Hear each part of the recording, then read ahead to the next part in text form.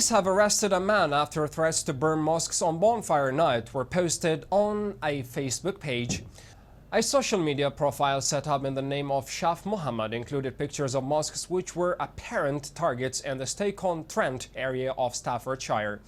The Facebook page also featured a series of hate-filled pictures, videos and comments, including a post which read, "5th of November, remember, it's National Burn a Mosque Night." There were also posts about the Prophet Muhammad.